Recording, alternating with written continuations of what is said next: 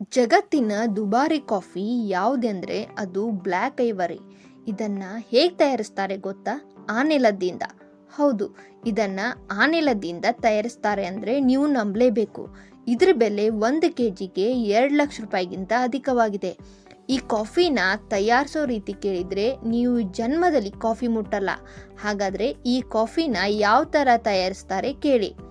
ಈ ಕಾಫಿನ ಥೈಲ್ಯಾಂಡ್ನಲ್ಲಿ ಥಾಯ್ ಆನೆಗಳ ಲದ್ದಿಯಿಂದ ತಯಾರಿಸ್ತಾರೆ. ಆನೆಗಳು ಕಾಫಿ ಗಿಡಗಳನ್ನು ಸೇವಿಸಿದ ನಂತರ ಜೀರ್ಣವಾಗದ ಕಾಫಿ ಬೀಜಗಳನ್ನು ಹಿಕ್ಕೆಯ ಮೂಲಕ ಹೊರಹಾಕುತ್ತದೆ. ಆಮೇಲೆ ಈ ಕಾಫಿಯನ್ನು ಹಿಕ್ಕೆಯಲ್ಲಿರುವ ಬೀಜಗಳಿಂದ ಪಡೆಯಲಾಗುತ್ತದೆ.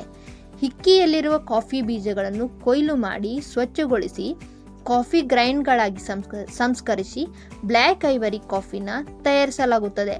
ಆಮೇಲೆ ಇದನ್ನು ಲಕ್ಷಾಂತರ ರೂಪಾಯಿಗೆ ಮಾರಾಟ ಮಾಡಲಾಗುತ್ತದೆ. ಆನೆಲದ್ದಿಗೂ ಇಷ್ಟೊಂದು ಬೆಲೆ ಇರುತ್ತೆ ಅನ್ನೋದು ಇವತ್ತೇ ಗೊತ್ತಾಯಿತು. ಈ ಥರನೇ ಇನ್ನೊಂದು ವಿಚಿತ್ರ ದುಬಾರಿಯಾದ ಕಾಫಿ ಇದೆ. ಅದು ಯಾವುದಂತ ನೆಕ್ಸ್ಟ್ ವಿಡಿಯೋದಲ್ಲಿ ಹೇಳ್ತೀನಿ.